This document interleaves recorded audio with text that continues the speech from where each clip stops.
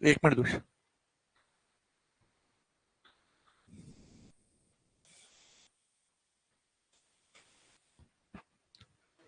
Hello hello.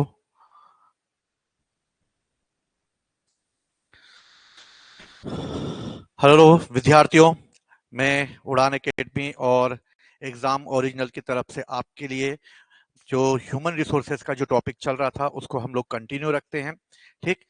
तो कई विद्यार्थियों ने मुझे ये कहा भी कि इस क्लास को कंटिन्यू रखा जाए और इस क्लास को जो है वो रेगुलर एमपीपीएससी के मेंस के अकॉर्डिंग ही इसको पूरी तरीके से मैं रिकॉर्ड करने का प्रयास भी कर रहा हूं, जिससे अधिक से अधिक क्वेश्चन जो हैं वो आपके बन सकें।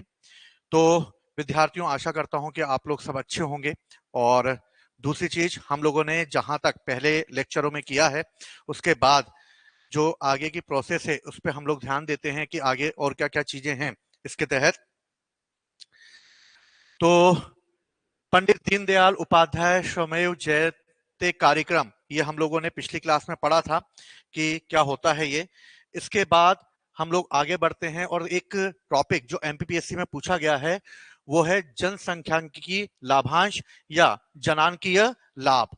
अब ये क्या होता है, इसको पहले हमें समझना होगा, क्योंकि एमपीपीएससी ने 2018 में ये क्वेश्चन पूछा था, यानी एमपीपीएससी 2018 में ये 6 नंबर का ये क्वेश्चन आया था कि जनसंख्या की लाभांश क्या होता है। तो देखो, जनसंख्या की लाभांश जो होता है, यानी ये बेस किस पर है, ये जनसंख्या पर बेस है।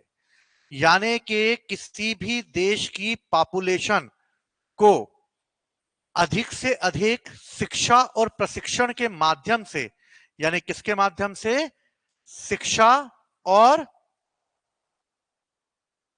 प्रशिक्षण के माध्यम से उन्हें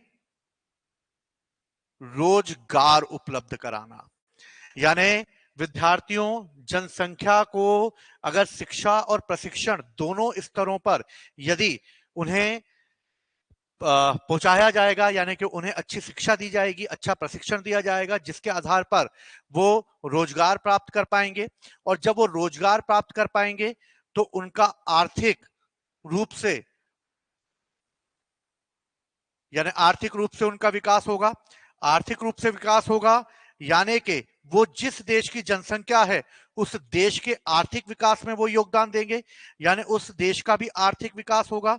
और यदि उस देश का, उस राष्ट्र का यदि आर्थिक विकास होगा तो विद्यार्थियों, वो जनसंख्या राष्ट्र पर बोझ नहीं, बल्कि वो जनसंख्या राष्ट्र के लिए एक लाभदायक जनसंख्या बन जाएगी। और इस तरह वो एक राष्ट्र के लिए एक प्रकार का दायित्व नहीं, बल्कि एक प्रकार की परिसंपत्ति होगी। और इस तरह यह एक जनसंख्यांक की जो है, यानी जो जनसंख्या है, वो जनसंख्या उसे देश के लिए लाभ देगी। यानी कि जनसांख्यिकी लाभांश, यानी जनांकीय लाभांश कहा जाता है इसको।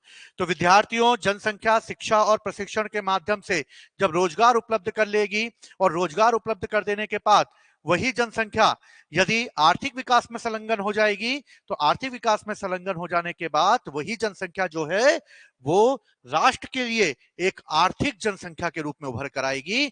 यही वो टॉपिक है जनसंख्या की लाभांश। तो पहले हम समझते हैं कि ये जनसंख्या की लाभांश क्या होता है। अब हम समझते हैं कि इसमें और क्या क्या पॉइंट आ सकते हैं। पहली चीज, ये अर्थव्यवस्था के मानव संसाधन में एक सकारात्मक और सतत विकास को दर्शाती है। यानी कि ये एक प्रकार से अर्थव्यवस्था के लगातार विकसित होने को दर्शाती है, लगातार या सकारात्मक रूप में इसको बताती है। इसका मतलब ये होता है कि जनसंख्या का जो युवा वर्ग है और जो कार्यशील है, यानी कि युवा भी है और जो कार्यशील भी है, लगा हुआ है, वो जनसंख्या जो 15 वर्ष से 64 ईयर्स तक की आयु के वर्गों को लिए हुए है, तथा ये जो वर्ग है, जो 15 से 64 वर्ष का जो आयु वर्ग है, जो युवा और एवं कार्यशील वर्ग है, उस वर्ग के ऊपर जो आश्रितों का अनुपात है, उसके परिणाम स्वरूप जो उत्पादन में बड़ी मात्रा के सृजन को ही प्रदर्शित करता है जनसंख्यांकिकी लाभांश। यानी कि युवा कार्यशील युवाओं के द्वारा जो प्रॉपर तरीके से आर्थिक विकास में जुड़े हुए हैं और उनके ऊपर घटते आश्रितों की संख्या का कम होना ही ये एक प्रकार से ये बताता है कि प्रत्येक व्यक्ति जो है वो अपने अपने तरीके से आर्थिक प्रक्रियाओं में लगा हुआ है, यानी कि कोई भी व्यक्ति किसी दूसरे व्यक्ति पर आश्रित नहीं है। यानी इसका जो डायग्राम बनेगा वो इस तरीके से उल्टे पिरामिड के रूप में बनेगा, यानी कि कम जनसंख्या पर भार होते हुए अधिक जनसंख्या की ओर जाएगा ये, और इस तरह जनसंख्या की लाभांश जो है वो कम लेवल से हाई लेवल की ओर बढ़ेगा। और इस तरह हम देखते हैं कि जनसंख्या की लाभांश मानव संसाधन में एक सकारात्मक पहलू प्रदर्शित करता है। दूसरा, ये सतत विकास को प्रदर्शित करता है। तीसरा, ये 15 वर्ष से 64 वर्ष के आयु वर्ग जो युवा हैं और जो कार्यशील हैं, उन युवा और कार्यशील लोगों पर घटते हुए आश्रितों को कम करके उन्हें अधिक से अधिक उत्पादन में जोड़ने का प्रयास करता है। यही आर्थिक लाभांश कहलाता है। तो विद्यार्थियों, आर्थिक लाभांश में और चीजें जो आती हैं वो ये आती हैं, मैंने आपको थोड़ी देर पहले बताया कि इसका पिरामिड जो है वो कैसा बनेगा, उल्टा बनेगा, यानी कम जनसंख्या के आधार से ऊपर की ओर बढ़ती जनसंख्या की ओर जाएगा, यानी कम जनसंख्या है वो अधिक जनसंख्या को उत्पादन में लगाया जाएगा। दूसरी तरफ इस लाभांश को हासिल करने के लिए हमें और क्या करना होगा, यानी जनसंख्यांकिकी लाभांश को प्राप्त करने के लिए हमें लड़कियों और महिलाओं को भी सशक्तिकरण बनाना होगा, यानी सिर्फ युवा वर्ग में पुरुष नहीं बल्कि महिला सशक्तिकरण को भी मजबूत करना होगा, जिससे महिला भी जनसंख्या में अपना एक जो महत्वपूर्ण रोल अदा करती है वो भी आर्थिक विकास में एक लाभ, एक प्रॉफिट के रूप में दिखाई दे। इसके अलावा ये सार्वभौमिक होना चाहिए, सभी के लिए होना चाहिए, गुणवत्तापूर्ण होना चाहिए, यानी कि इसकी गुणवत्ता उचित होनी चाहिए। शिक्षा जो है वो गुणवत्ता युक्त होनी चाहिए, यानी शिक्षा सबसे महत्वपूर्ण होनी चाहिए। और इस आर्थिक अवसरों के अनुरूप उन्हें एक ऐसा रोजगार मिलना चाहिए जो सुरक्षित हो, यानी जिसमें कभी भी असुरक्षा ना दिखाई देते हो, और इस तरह एक सुरक्षित रोजगार का विस्तार करने में ये एक सहायक के रूप में हो सकती है। यानी कि महिला सशक्तिकरण, सार्वभौमिकरण और गुणवत्तापूर्ण शिक्षा इस लाभांश को और आगे ले जा सकती है। तो विद्यार्थियों, जनसंख्या की लाभांश एक सतत और सकारात्मक प्रक्रिया है जो युवा और कार्यशील जनसंख्या के ऊपर आश्रितों की जनसंख्या के कम निर्भरता को दिखाती है।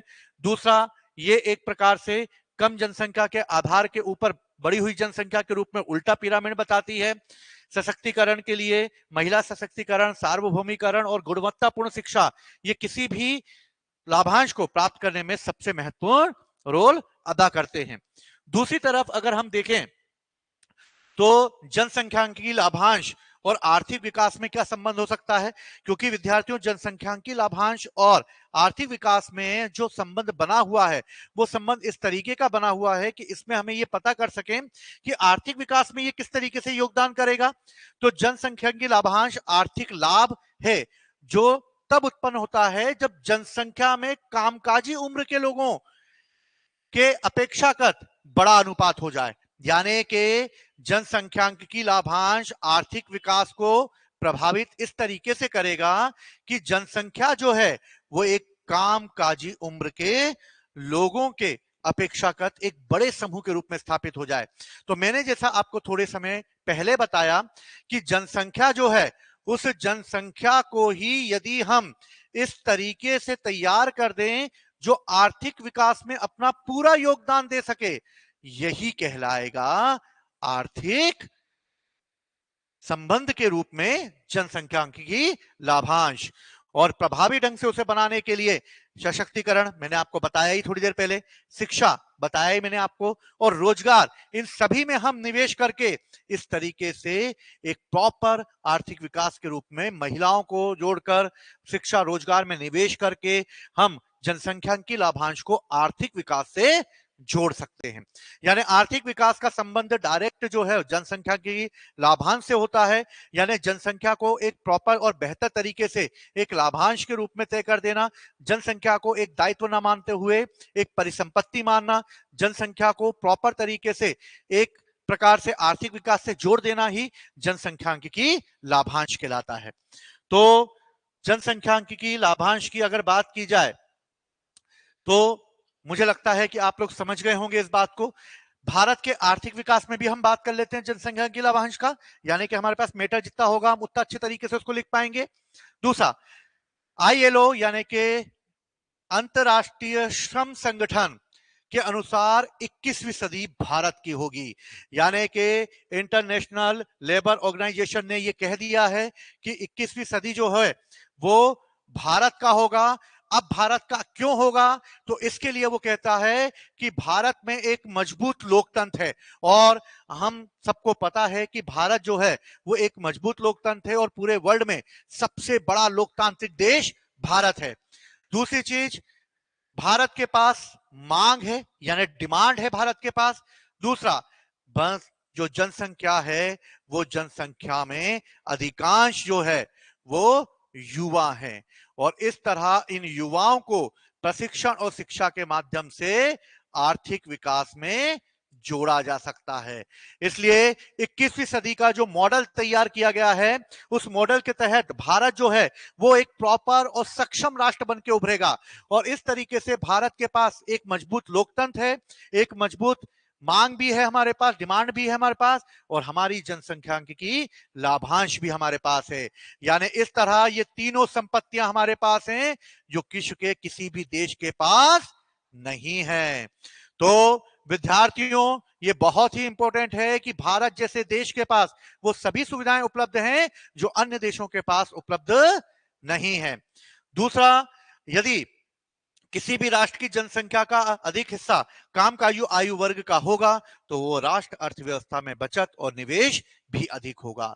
तो यानी कामकाजी वर्ग यानी युवा वर्ग को इस तरीके से तैयार कर दिया जाए कि वो अधिक से अधिक जो है देश के विकास में लग सके, यही जनसंख्या की लाभांश है। और भारत के संदर्भ में भी बात की जाए तो जनसंख्या की लाभांश भारत के संदर्भ में भी बहुत महत्वपूर्ण है।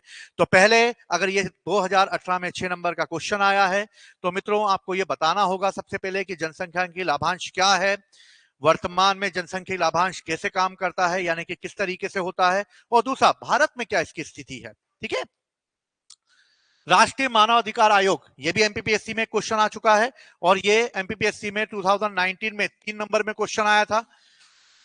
वर्तमान परिस्थितियों के अनुसार अगर देखा जाए तो जनसंख्या देखा जाए तो मानव अधिकार आयोग जो है वो 3 नंबर में पूछा गया है, यानी हमें कितने शब्दों में लिखना है, 10 शब्दों में लिखना है। तो विद्यार्थियों सबसे पहले अगर 10 शब्दों में लिखना है तो हमें इसे बहुत शॉर्ट करके लिखना होगा, क्योंकि राष्ट्रीय मानवाधिकार आयोग उससे पूछा ही है तो हमें इसे दोबारा लिखने की जरूरत नहीं है। इसलिए हम सिर्फ क्या लिखेंगे, गठन 12 अक्टूबर 1993, पेरिस सिद्धांतों के अनुरूप। ये नहीं भी लिखेंगे तो चल जाएगा, लेकिन स्थापना लिखेंगे तो ये मोस्ट इंपोर्टेंट है कि 12 अक्टूबर 1993 को राष्ट्रीय मानवाधिकार आयोग का गठन किया गया था।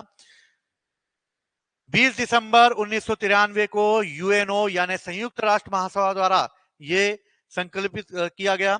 संशोधन इसमें 2006 में किया गया, यानी मानव अधिकार में संशोधन जो है वो 2006 में हुआ। मानव अधिकार जैसे आप समझ रहे हैं ह्यूमन राइट्स बहुत बड़ा मुद्दा है, इसलिए यह आयोग मानव अधिकारों के संरक्षण और संवर्धन के लिए भारत की चिंता का एक प्रतीक अथवा संवाहक है, यानी कि मानव अधिकार आयोग देश के मानवों के अधिकारों की सुरक्षा करता है। तो सिंपल सी चीज आपको अगर लिखना होगा तो पहले 12 अक्टूबर 1993 में स्थापना, संशोधन 2006 और मानव अधिकारों की सुरक्षा, बस इतना अगर आप लिख देंगे तो आपका यह क्वेश्चन पूरा हो जाएगा। क्योंकि हम पूरी तरीके से या अच्छे से इसको समझाने का प्रयास ना करें, क्योंकि जो भी कॉपी चेक कर रहा है वो उसको पता है कि अगर प्री क्वालिफाई करके आए हैं बच्चे तो मेंस की तैयारी भी करके वो जरूर आए होंगे, और वो आपके ज्ञान को समझना नहीं चाहता है, वो आपके ज्ञान को जानना नहीं चाहता है, बस वो ये देखना चाहता है नए पैटर्न के अनुसार कि आप किस तरीके से उसके दिए गए प्रश्नों का आंसर किस तरीके से देना जानते हैं। यदि वो 10 वर्ड में बोल रहा है तो आपको इसे कम सीमा में ही लिखना होगा, और विद्यार्थियों कम सीमा में लिखना है तो इसका फायदा ये होगा कि आप पूरा पेपर कंप्लीट कर पाएंगे। यदि आप पूरा पेपर कंप्लीट नहीं कर पाएंगे तो जैसे 300 नंबर का अगर पेपर होता है और आप यदि 240 नंबर या 250 नंबर का ही पेपर दे पाते हैं तो ये आपके लिए बहुत ही नुकसानदायक होगा। ये नुकसानदायक इसलिए होगा क्योंकि आपकी मार्किंग भी फिर 240 250 पर ही होगी। तो बच्चों सबसे महत्वपूर्ण जो है वो ये है कि यदि हमें एग्जाम क्रैक करना है तो एग्जाम क्रैक करने का सिर्फ एक ही गुरु मंत्र है, और वो गुरु मंत्र है पेपर पूरा कंप्लीट करना। यदि हमने पेपर पूरा कंप्लीट कर लिया तो ये है कि नंबर कुछ ना कुछ तो हमें जरूर मिलेंगे जो हम छोड़ रहे थे।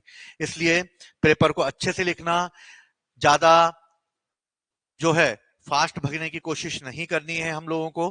ठीक, तो मानवाधिकार आयोग में ज्यादा ऐसा कुछ है नहीं जिसको आप अधिक से अधिक बता सकें, क्योंकि 3 नंबर में आया तो 3 नंबर के अकॉर्डिंग ही इसे लिखना होगा। मुख्यमंत्री सीखो और कमाओ योजना, विद्यार्थियों ये बहुत ही महत्वपूर्ण योजना है और ये मानव कौशल से जुड़ी हुई है, इसलिए ये जरूर 3 मार्कर में आएगा। और इस बार जब मेंस का पेपर होगा तो मैं आपको गारंटी से कहता हूं कि ये क्वेश्चन मुख्यमंत्री सीखो कमाओ योजना 3 नंबर में या 6 नंबर किसी में भी आ सकता है। तो ये योजना क्योंकि भारत मध्य प्रदेश सरकार ने अभी प्रारंभ की है, यानी 7 जून 2003 को इसे प्रारंभ किया गया है, मुख्यमंत्री सीखो कमाओ योजना।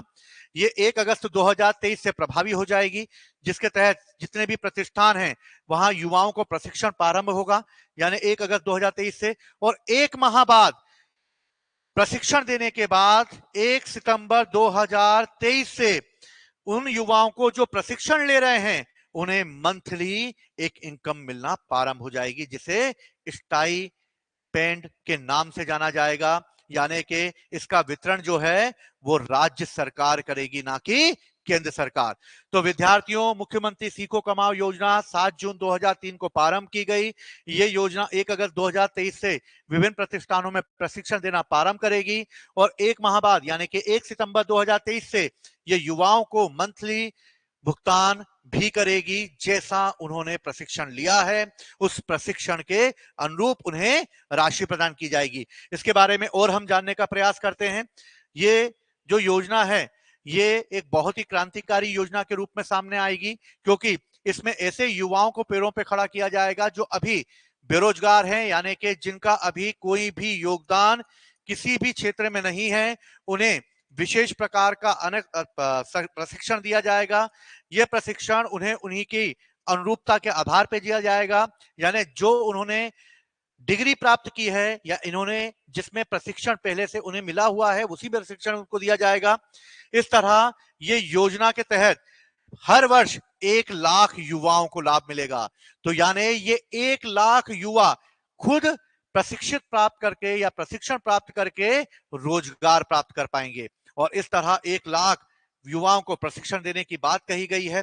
दूसरा, प्रत्येक युवा को राज्य शासन द्वारा 1 लाख रुपए तक का जो स्टाइपेंड है वो भी प्रदान किया जाएगा।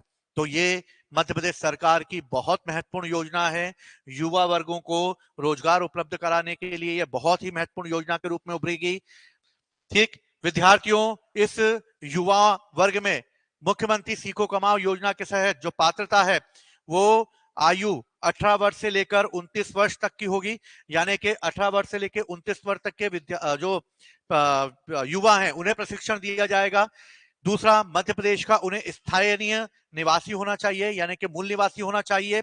इनकी शैक्षणिक योग्यता की अगर बात की जाए तो 12वीं ITI ठीक उत्तीर्ण होना चाहिए, या उन्हें इसमें से कुछ भी उन्हें प्राप्त होना चाहिए, या उससे अधिक उन्होंने कोई डिप्लोमा लिया है तो वो होना चाहिए।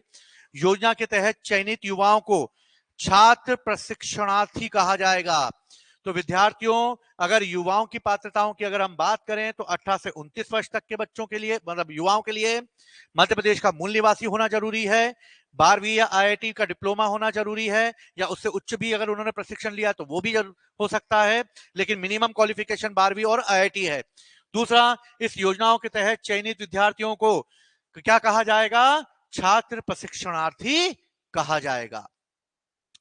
तो विद्यार्थियों इसके बाद अगर हम बात करें तो मध्य प्रदेश के युवाओं को प्रशिक्षण के साथ साथ प्रति माह मैं आपको बता चुका हूं कि प्रति माह इनको स्टाइपेंड दिया जाएगा, यानी कि प्रति माह इन्हें प्रशिक्षण के साथ साथ ही इन्हें मंथली भी भुगतान दिया जाएगा, यानी मंथली राशि भी प्रदान की जाएगी।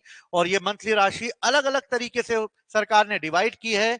ये मुख्यमंत्री सीखो और कमाओ योजना का बहुत ही महत्वपूर्ण पहलू है। इसमें अगर किसी ने 12वीं पास की है तो उसे 8,000 रुपए, अगर किसी ने IITI उत्तीर्ण की है तो उसे 8,500 रुपए, और यदि किसी ने डिप्लोमा प्राप्त किया है किसी में तो उसे 9,000 रुपए तक की राशि प्रदान की जाएगी।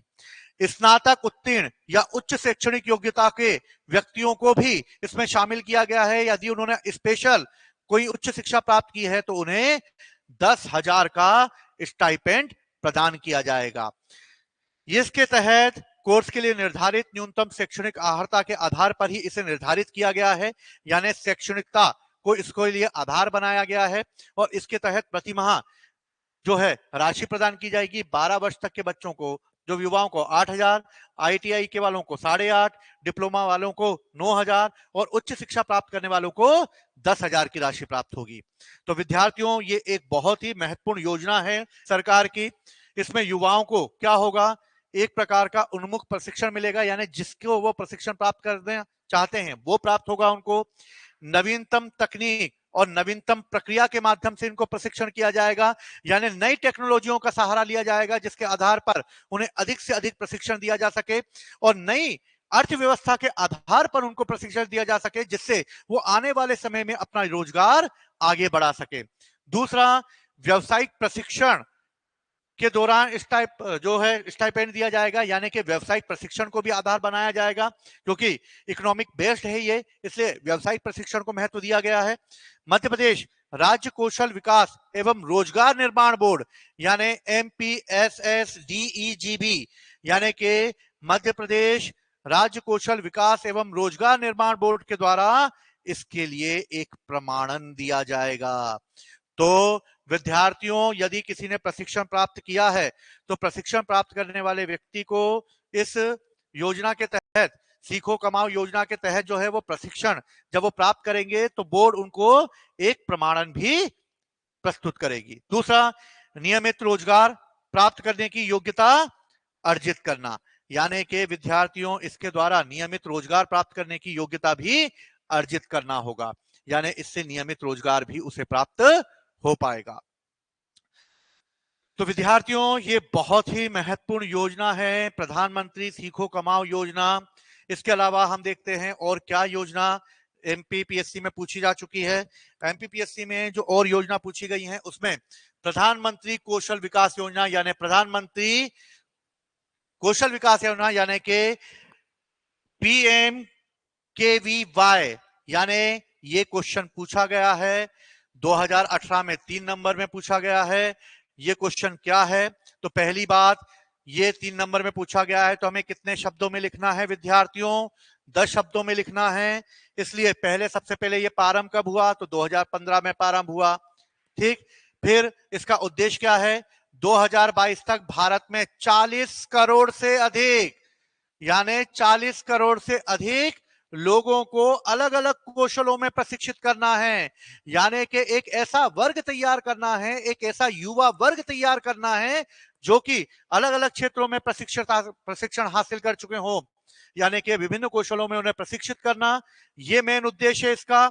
दूसरा उद्देश्य क्या है, आजीविका और सम्मान के लिए भारतीय युवाओं को व्यावसायिक प्रशिक्षण और प्रमाणन प्रदान करना, ये एक महत्वपूर्ण योजना है।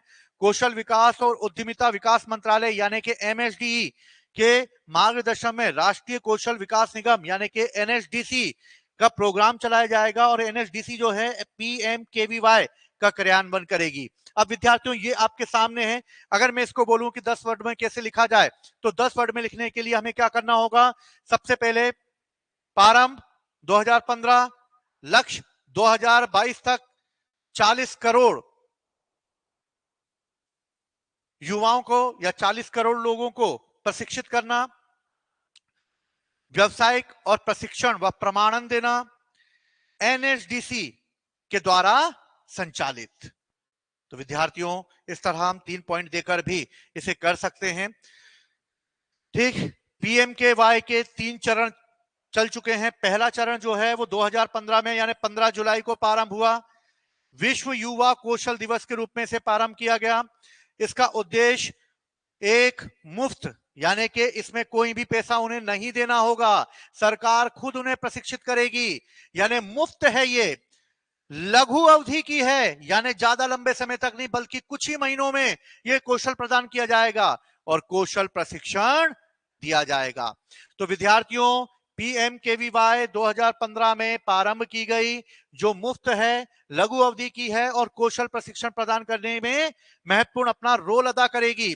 दूसरी, इसकी लागत याद नहीं रहेगी कितने उम्मीदवारों को किया गया, मोटे तौर पर 2015-16 में करीबन 20 लाख उम्मीदवारों को इसके तहत प्रशिक्षित किया गया था।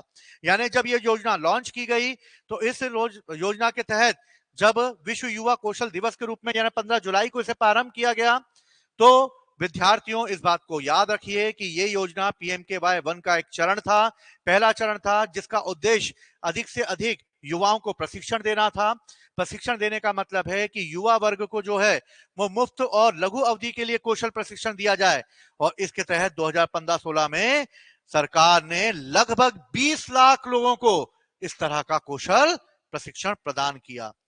तो विद्यार्थियों, पीएमकेवाई 2 योजना भी चलाई गई है अभी, जो 2015 के बाद 2016 से लेकर 2020 की अवधि के लिए चलाई गई। 2016 से लेकर 2020 की अवधि के लिए पीएमकेवाई 2 योजना चलाई गई, जिसके तहत make in India, digital India और स्वच्छ भारत जैसी योजनाएं भी प्रारंभ की गई। यानी make in India, digital India और स्वच्छ भारत आदि को संयुक्त रूप से इसे लॉन्च किया गया, यानी सभी को साथ में प्रारंभ किया गया। इसका बजट भी निर्धारित किया गया और करीबन 1200 करोड़ रुपए सरकार ने इस योजना के दूसरे चरण में खर्च करेगी, जिसके तहत 1.2 करोड़ यानी कि 1 करोड़ 20 लाख से अधिक युवाओं को इसके तहत प्रशिक्षित करके रोजगार उन्मुख बनाना है। तो विद्यार्थियों, बहुत ही अच्छी योजना है सरकार की प्रधानमंत्री कौशल विकास योजना, जो युवा वर्ग को मुफ्त में प्रशिक्षण देगी और उन्हें एक प्रकार से किसी भी कौशल में प्रशिक्षित करेगी, और कौशल में प्रशिक्षित करने के बाद उस जनसंख्या को एक रोजगार उन्मुख बनाएगी। तो विद्यार्थियों, हमने पिछली बार जो जनसंख्यांकिकी लाभांश पे चर्चा की थी, तो ये जनसंख्यांकिकी लाभांश तक पहुंचने का एक साधन है। मुख्यमंत्री सीखो कमाओ योजना और प्रधानमंत्री कौशल विकास योजना, ये दोनों जनसंख्यांकिकी लाभांश का लक्ष्य रखती है, और अंतरराष्ट्रीय श्रम संगठन ने 21वीं सदी भारत की होगी, ये भी उन्होंने बता दिया है, क्योंकि हमारे पास एक कार्यशील जनसंख्या का बहुत बड़ा वर्ग उपलब्ध है, जो भारत में तो अपने तरीके से आर्थिक विकास को ले ही जाएगा, लेकिन हम विदेशी पूंजियों को भी अपने कौशल के माध्यम से प्राप्त करेंगे। तो विद्यार्थियों, बहुत ही अच्छी योजना है ये। दूसरी चीज बात की जाए तो भारत में ऐसे कई बेरोजगार युवाओं को एक रोजगार के लिए प्रेरित करेगी, जिससे कि वो एक रोजगार उन्मुख हो सके। पीएमकेवाई 3 का भी चरण चालू कर दिया गया है, जो 2020-2021 की अवधि के लिए ये चलेगा। ये अब सभी जिलों में चलाया जाएगा, यानी भारत के सभी 717 जिलों में चलेगा, सभी 28 राज्यों में चलेगा, और जितने भी 8 केंद्र शासित प्रदेश हैं उनमें भी ये चलाया जाएगा। और इस तरह पूरे भारत में पीएमकेवाई 3 को लॉन्च कर दिया गया है, और ये पीएमकेवाई 2 के तहत आत्मनिर्भर भारत की दिशा में एक अगला कदम होगा। यानी पीएमकेवाई 2 जो है, जो आत्मनिर्भर भारत की दिशा के लिए प्रारंभ किया गया था, जो 2016 से लेकर 2020 तक चला था, वो पीएमकेवाई 3 में ही इसी लक्ष्य को ही रखा गया है, जिसके तहत आत्मनिर्भर भारत की दिशा में एक महत्वपूर्ण कदम के रूप में इसको रखा गया है। इसका बजट भी करीबन 1000 करोड़ रुपए के आसपास रखा गया है, और इसके तहत 8 लाख उम्मीदवारों को प्रशिक्षण के लिए तैयार किया जाएगा। तो विद्यार्थियों, 3 मार्कर में पीएमकेवाई 10, पीएमकेवाई 20, पीएमकेवाई 30 तीनों आ सकते हैं। तो इन तीनों को आप लोगों को ध्यान में रखना है, ये बहुत ही इंपॉर्टेंट है। 2021-22 में महिलाओं को प्रशिक्षित किया गया पीएमकेवाई के द्वारा, और 2021-22 के तहत प्रधानमंत्री कौशल विकास योजना के तहत 3 लाख से अधिक महिलाओं को प्रशिक्षण दिया गया है। तो भाइयों, आप देख सकते हैं विद्यार्थियों की किस तरीके से महिलाओं को भी प्रशिक्षण में शामिल किया जा रहा है। और मैंने आपको बताया था कि महिला सशक्तिकरण बहुत आवश्यक है किसी भी देश के आर्थिक विकास में, उसके मानव संसाधन विकास में। इसलिए महिलाओं के विकास को बहुत ही आसानी से लक्ष्य को इसे हमें प्राप्त करना होगा, जिससे महिला भी जो है एक युवा शक्ति के रूप में सामने आ सके और आर्थिक विकास में अपना पूरा योगदान दे सके। ठीक, तो प्रधानमंत्री कौशल विकास योजना आप समझ गए होंगे। सरकार की एक और योजना है skill India portal. Skill India एक प्रकार का पोर्टल है जो कुशल भारत के नाम से जाना जाता है। स्किल इंडिया यानी कौशल भारत, कुशल भारत। इस पोर्टल भारत सरकार के द्वारा इसे लॉन्च किया गया था। ये नागरिकों को कौशल प्रशिक्षण प्रदान करने के लिए एक पोर्टल के रूप में काम करता है, जो कि रोजगार प्राप्त कर सकते हैं या करना चाहते हैं। तो स्किल जो इंडिया पोर्टल है, ये भारत सरकार का एक पोर्टल है जो पूरी तरीके से प्रशिक्षण प्रदान करने के लिए बनाया गया है भारत सरकार के द्वारा। विद्यार्थियों, एमपीपीएससी में एक क्वेश्चन आया था कुशल श्रम। अगर कुशल श्रम पूछा गया है तो अकुशल श्रम भी पूछा जा सकता है। तो हम इस पे भी बात करेंगे, कुशल श्रम क्या है और अकुशल श्रम क्या है। देखिए, व्यापक प्रशिक्षण या विशेष कौशल की कोई आवश्यकता नहीं है इसके लिए। पहली चीज, अकुशल है क्योंकि कुशल ही नहीं है, इसलिए भैया कोई भी इसमें विशेष कौशल देने की आवश्यकता नहीं है। दूसरा, अकुशल कार्य में नियोक्ता के लिए न्यूनतम आर्थिक मूल्य होता है, यानी कि उसको वेतन कम मिलता है। इसलिए वेतन कम मिलता है, आर्थिक मूल्य भी कम होता है उसका, कम वेतन भी उसको मिलता है। ये ऐसी नौकरियां हैं जिसमें किसी विशिष्ट योग्यता की आवश्यकता नहीं है, कोई डिग्री की आवश्यकता नहीं है, कोई स्कूली शिक्षा की आवश्यकता नहीं है। यानी कि इस तरीके से अगर देखा जाए तो अकुशल श्रम वो है जो कि एक विशेष कौशल या प्रशिक्षण के आधार पर, यानी व्यापक प्रशिक्षण या विशेष कौशल की इसमें कोई आवश्यकता नहीं है। इसमें न्यूनतम आर्थिक मूल्य है, कम वेतन है, किसी विशिष्ट योग्यता और डिग्री की आवश्यकता नहीं होती है। अकुशल श्रम में पर्याप्त प्रशिक्षण के साथ साथ लगभग कोई भी इन्हें निष्पादित कर सकता है। यानी कि इसमें यदि थोड़ा सा भी प्रशिक्षण दिया जाए तो वो इसमें प्रशिक्षित रूप से अपना योगदान दे सकता है। अकुशल नौकरियों के लिए आवश्यक कार्यों के लिए 1 महीने से भी कम समय में सीख सकता है। यानी कोई भी व्यक्ति बहुत ही कम समय में इसको सीखकर अपने आप के लिए रोजगार उपलब्ध कर सकता है। कुशल श्रम और अकुशल श्रम के बीच मूलभूत अंतर क्या है? यानी कुशल श्रम और अकुशल श्रम के बीच मूलभूत अंतर की अगर हम बात करें तो कुशल श्रम और अकुशल श्रम के बीच में जो मूलभूत अंतर है वो है विशेष प्रशिक्षण। पर्याप्त प्रशिक्षण यानी कि कम समय का प्रशिक्षण देके इसमें विशेष प्रशिक्षण, यानी कि कुशल श्रम में अधिक प्रशिक्षण दिया जाएगा और अकुशल में न्यूनतम प्रशिक्षण दिया जाएगा। जबकि दूसरे को इस तरह की किसी भी आवश्यकता, यानी अकुशल श्रम में इस प्रकार के किसी भी विशेष प्रशिक्षण की आवश्यकता नहीं होती है। तो विद्यार्थियों, उम्मीद है कि कुशल और अकुशल श्रम आप लोग समझे होंगे। इसके बाद रोजगार विहीन समृद्धि क्या है, यह भी 3 मार्कर में पूछा जा सकता है। तो रोजगार विहीन आर्थिक वृद्धि से तात्पर्य यह होता है कि जब सकल घरेलू उत्पाद में वृद्धि तो हो रही है, यानी सकल घरेलू उत्पाद में वृद्धि तो हो रही है, लेकिन रोजगार सृजन उतना नहीं हो रहा है। इसे ही कहते हैं रोजगार विहीन समृद्धि। यानी वृद्धि तो हो रही है लेकिन रोजगार पता नहीं क्यों नहीं आ रहा है। इतनी सकल वृद्धि हो रही है, यानी कि देश की जो है वो घरेलू उत्पादन जो है वो बढ़ रहा है, लेकिन रोजगार के अवसर उतने सृजित नहीं हो रहे हैं। आर्थिक सिद्धांत ये मानते हैं कि जिस देश में सकल घरेलू उत्पाद तेजी से बढ़ता है वहां रोजगार भी उसी अनुपात में बढ़ता है। लेकिन जब रोजगार विहीन समृद्धि आती है तो यानी सकल अनुपात तो बढ़ता है, यानी आर्थिक विकास तो बढ़ रहा है, सकल घरेलू अनुपात तो बढ़ रहा है, लेकिन रोजगार का सृजन नहीं हो रहा है। यानी अगर देखा जाए तो तेजी से रोजगार का अनुपात बढ़ना चाहिए, रोजगार का सृजन होना चाहिए और उसी अनुपात में उसकी वृद्धि के साथ ही रोजगार में भी तीव्रता आनी चाहिए, लेकिन ऐसा नहीं होता है। इसे ही रोजगार विहीन समृद्धि कहते हैं। ठीक है, अगला पॉइंट हम देखते हैं मानव पूंजी निर्माण। मानव पूंजी निर्माण की अगर बात की जाए तो मानव पूंजी किसी भी देश के लोगों में निहित उनकी प्रतिभा, उनकी योग्यता, उनकी विशेषज्ञता, उनकी शिक्षा, उनके ज्ञान के भंडार पर आधारित होती है। यानी मानव को पूंजी बनाकर उसका निर्माण करना। तो मानव को पूंजी बनाना है और उसका निर्माण करना है, यह तभी संभव है जब उसमें प्रतिभा, योग्यता, विशेषज्ञता, शिक्षा और ज्ञान सबका समामेलन कर दिया जाए। सरल शब्दों में भी अगर हम इसे समझना चाहें तो किसी एक क्षण में पेशेवरों और कुशल व्यक्तियों का भंडार है।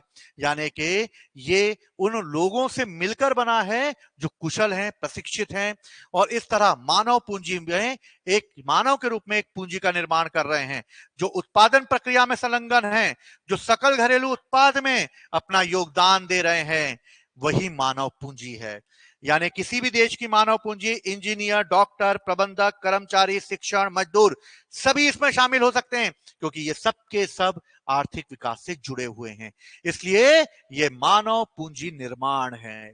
तो मानव को पूंजी के रूप में निर्मित कर देना ही, यानी मानव को प्रशिक्षण, शिक्षा के माध्यम के द्वारा, उसके ज्ञान भंडार के द्वारा, उसकी विशेषज्ञता के द्वारा सकल घरेलू उत्पाद में वो योगदान देते हैं और इसमें सभी लोग शामिल होते हैं जो कि विशेष प्रशिक्षण प्राप्त किए हुए होते हैं।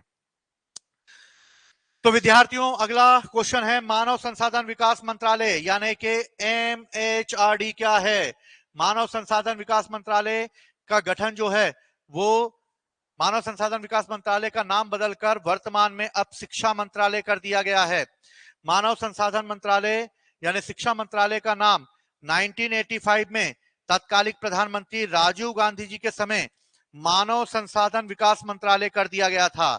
यानी पहले यह शिक्षा मंत्रालय था, इसलिए इसका नाम 1985 में राजीव गांधी जी के द्वारा, माननीय प्रधानमंत्री राजीव गांधी जी के द्वारा इसे चेंज करके मानव संसाधन विकास मंत्रालय कर दिया गया था।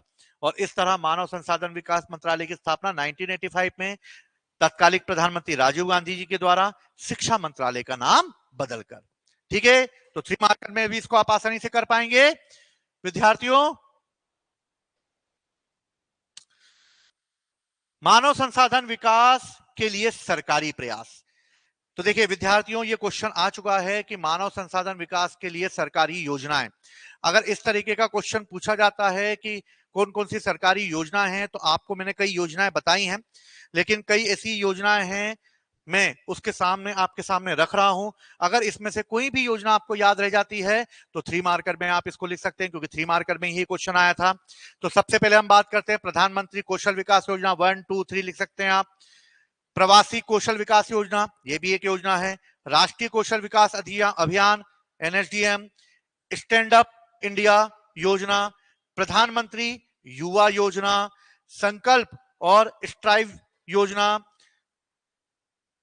ठीक, श्रेयस योजना, अटल नवाचार मिशन एवं सेतु, व्यवसायिक पाठ्यक्रम, NIOS शिक्षा परियोजना, DDU GKY यानी दीनदयाल उपाध्याय ग्रामीण कौशल योजना, दीनदयाल उपाध्याय संचार कौशल विकास प्रतिष्ठान योजना।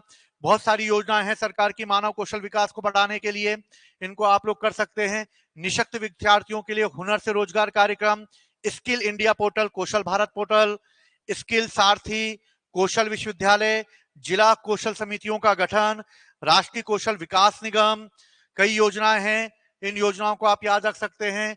कौशल विकास उद्यमिता मंत्रालय, भारतीय कौशल संस्थान, राष्ट्रीय युवा नीति 2014, मध्य प्रदेश नई युवा नीति 2008। ठीक है विद्यार्थियों, तो आशा करता हूं कि आप लोगों को ये सभी चीजें समझ में आएंगी। ठीक, और ये बहुत ही इंपॉर्टेंट टॉपिक था मानव संसाधन विकास, जो पेपर सेकेंड के पार्ट बी की 3rd यूनिट है, लेकिन अब ये यूनिट कंप्लीट नहीं हुई है, इसको मैं आगे भी कंटिन्यू बनाए रखूंगा। तो मानव संसाधन विकास के साथ ही हमें शिक्षा भी करना है। शिक्षा के साथ ही प्राथमिक, माध्यमिक शिक्षा, उच्च शिक्षा, चिकित्सीय शिक्षा, व्यवसायिक शिक्षा, इस पर भी मैं आप लोगों की क्लासेस लूंगा। तो इस तरह ये कंटिन्यू क्लासेस चलेंगी। जैसे संपदा मैम सराफ के अंडर में ये क्लासेस चालू हुई हैं और उन्हीं के गाइडेंस में जो है वो ये चलाई जाएंगी। क्योंकि एमपीपीएससी 2017 में टॉपर यानी फर्स्ट रैंक है। और आप चाहें तो इसे आप ऑनलाइन और ऑफलाइन दोनों तरीके से ज्वाइन कर सकते हैं। ऑनलाइन के लिए आप कॉन्टेक्ट नंबर पे फोन लगा सकते हैं और ऑफलाइन के लिए भी आप इस पर संपर्क कर सकते हैं। तो विद्यार्थियों, आशा करता हूं कि आपको आसानी से समझ में आया होगा। ठीक, जय हिंद, जय भारत।